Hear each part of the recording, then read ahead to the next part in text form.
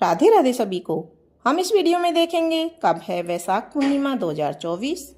वैशाख पूर्णिमा 2024 का मुहूर्त क्या है, वैशाख पूर्णिमा 2024 स्नान दान का समय क्या है, वैशाख पूर्णिमा व्रत मुहूर्त क्या है और वैशाख पूर्णिमा की पूजा कैसे करें, ये सभी चीज़ें हम और साथ में ही देखेंगे वैशाख पूर्णिमा का महत्व।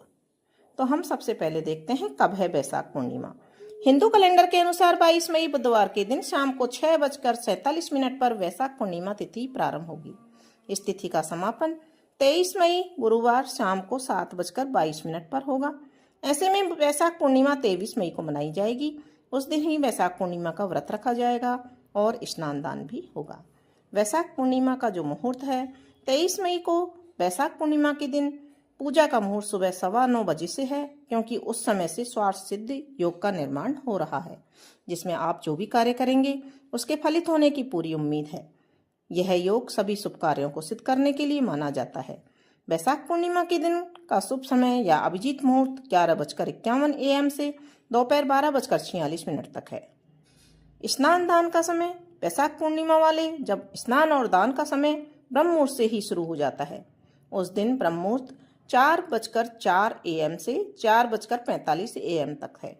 इसके बाद इस दिन गंगा या अन्य पवित्र नदियों में स्नान करने के बाद दान करने से पुण्य की प्राप्ति होती है और लाभ होता है। अब व्रत का मुहूर्त देखते हैं। 22 मई 2024 को 6:49 साय से पूर्णिमा प्रारंभ हो रही है और 23 मई 2024 को 7:24 पर पूर्णिमा समाप्त हो रही है। वैशाख मास की पूर्णिमा की पूजा कैसे करें? इस दिन दान पुण्य और धर्म कर्म के अनेक कार्य किए जाते हैं। इसे सत्य विनायक पूर्णिमा भी कहा जाता है।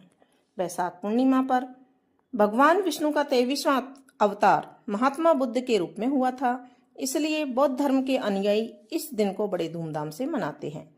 वैशाख पूर्णिमा व्रत और धार्मिक कर्म। वैशाख पूर्णिमा व्रत पर व्रत और पुण्य कर्म करने से शुभ फल की प्राप्ति होती है। इस पूर्णिमा व्रत की पूजा विधि अन्य पूर्णिमा व्रत के समान ही है, लेकिन इस दिन किए जाने वाले कुछ धार्मिक कर्मकांड इस प्रकार हैं। वैशाख पूर्णिमा के दिन प्रातःकाल सूर्योदय से पूर्व किसी पवित्र नदी, जलाशय, कुआं या बावड़ी में स्नान करना चाहिए। स्नान के बाद सूर्य मंत्र का उच्चारण करते हुए सूर्य देव को अर्घ्य देना चाहिए। स्नान के पश्चात व्रत का संकल्प लेकर भगवान विष्णु की पूजा करनी चाहिए। इस दिन धर्मराज के निमित्त जल से भरा कलश और पकवान देने से गोदान के समान फल मिलता है। 5 या 7 जरूरतमंद व्यक्तियों और ब्राह्मणों को शक्कर के साथ तिल देने से पापों का क्षय होता है।